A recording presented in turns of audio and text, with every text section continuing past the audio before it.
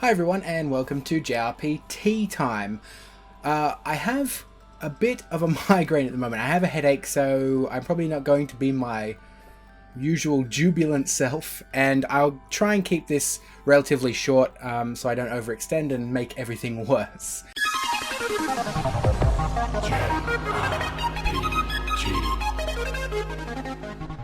What I'm going to be talking about today are just some of my thoughts, at least, on just female representation in games, but mainly female representation in Japanese games. And I don't know, I guess I don't really get into this whole like Gamergate and SJW thing. Like, I barely know what those mean, to be honest with you, because I just don't ever, especially not recently, I don't see the problem. I don't really see a problem, and I will talk about that in a moment. But since I'm not feeling so fantastic, the tea I'm going to be making today is something called Sweet Dreams. Sweet Dreams is a herbal tea with a lot of stuff in it, but it's like chamomile and apple and a bunch of other stuff.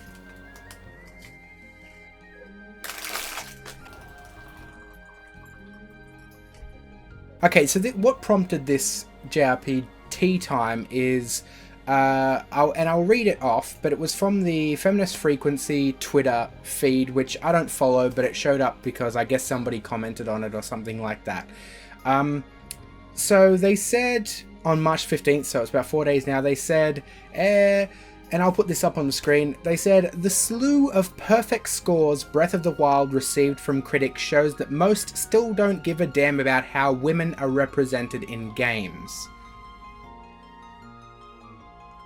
I mean, I don't understand. If we look at Breath of the Wild, we have a game where there is an entire race of incredibly strong warrior women that have no men in it, and men aren't even allowed in the city, and, might I add, you can't kill them, and you can't force your way in. So they are stronger than you. The leader of that tribe assists you in getting on to the divine beast, and the only reason that she couldn't get on the divine beast herself is because she doesn't have a Sheikah slate. That's pretty much it. That's the only reason. Otherwise she could have done that entire thing herself. In fact, you couldn't actually get onto the divine beast without the leader of the Gerudo tribe, who is a female. You also have there are 4 heroes in the game, or 4 great warrior heroes that control the divine beasts, and 2 out of 4 of them are strong female characters. There are no gods in the game, only goddesses, so all the people that actually have otherworldly powers are female. Some spoilers here. So while this Zelda picture is on the screen, I'm talking spoilerific stuff about the ending, because it needs to be said, otherwise this doesn't make sense. So if you haven't finished Zelda, please skip ahead to the video where you don't see this Zelda picture anymore. Okay, spoiler time. Zelda isn't a damsel in distress in this game. She's not.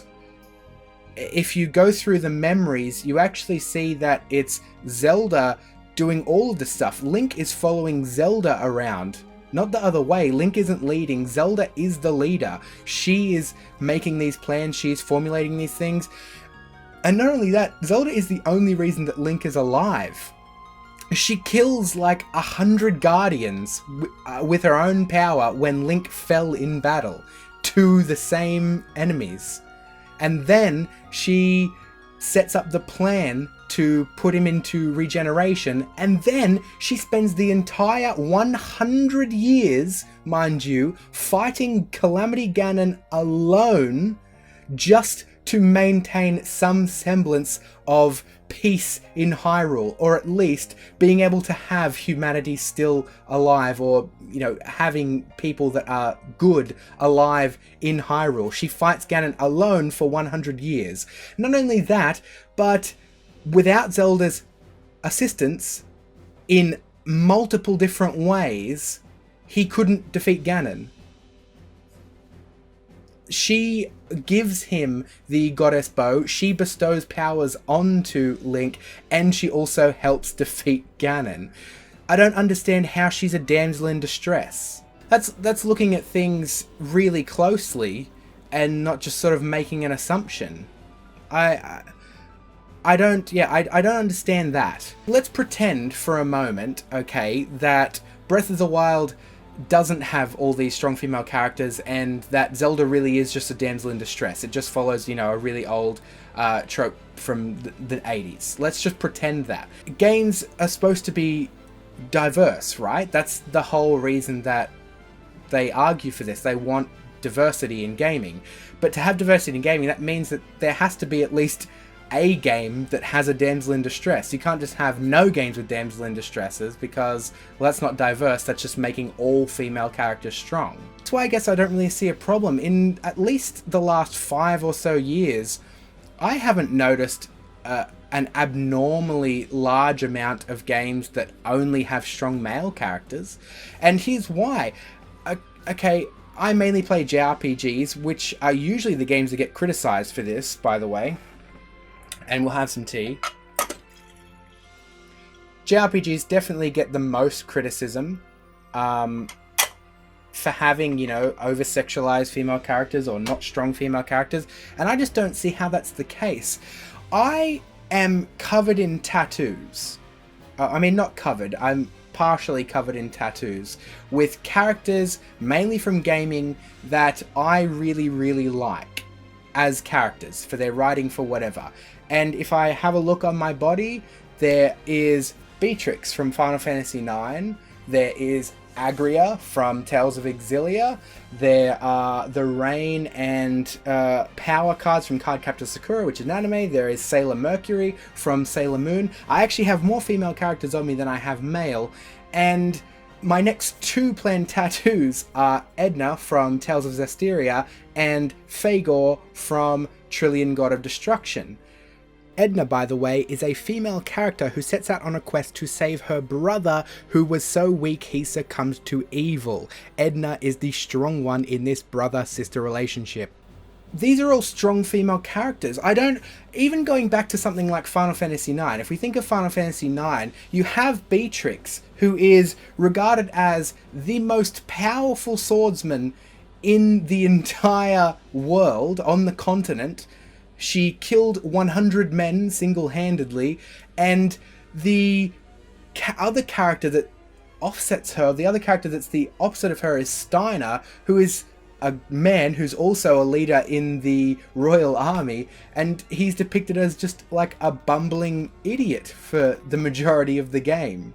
You have things like Tales of Exilia, where Mila Maxwell, who is an incredibly strong female character, shares the spotlight with Jude, who is the other co-main character of that game. You can play as either of them, it's just an option, so you can basically play as the male character or the female one, and Mila Maxwell is an incredibly strong character. You have Tales of Berseria with the solo female lead of Velvet, who is an incredibly strong character. You have Aloy from Horizon Zero Dawn, and that entire game is full of really strong female characters, and also a very diverse cast of characters in terms of nationality and race and all that kind of thing.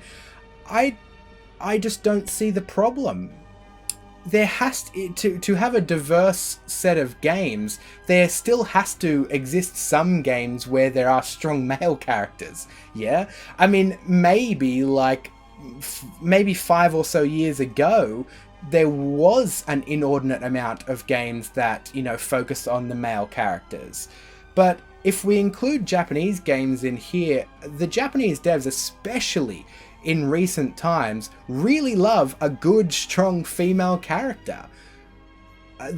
Most of the games I play now, I will choose the female character if there's a choice there, or I'm simply just forced to play the female character. And you know what? A lot of them aren't over-sexualized, and a lot of them aren't depicted as weak female characters. Look at all the Atlia series, the Atelier or Atlia, however you want to pronounce that. They're all female leads, essentially, and a lot of the time there are very strong female characters in that game, and there isn't a whole lot of fan service in the most recent Atlias, especially not Atlia Fierce.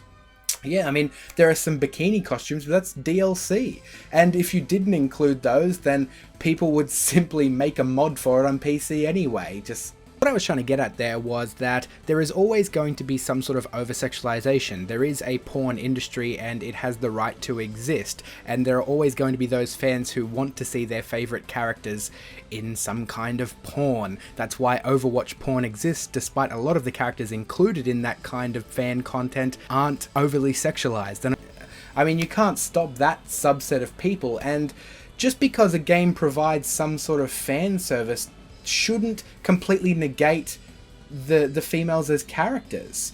Something like Nier Automata, where there is some, criticism because of 2B and she wears a G-string and, you can sometimes see her butt. I mean, that's just female underwear. And yeah, I mean, it doesn't show all the time in real life, but can I also say that when you try to get a look at 2B's butt in the game, if you can position the camera, and it is hard, by the way, because when you try and just simply position the camera down to see her butt, it doesn't do that. It doesn't center on her. It actually centers off to the side, so you can't just see up her dress or skirt. And if you can very, very strategically position the camera so it does show her butt, she pushes the camera out of the way.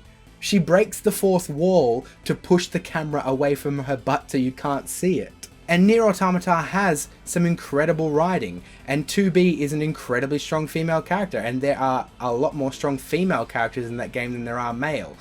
So I don't understand why the fact that the way they look invalidates them as a character.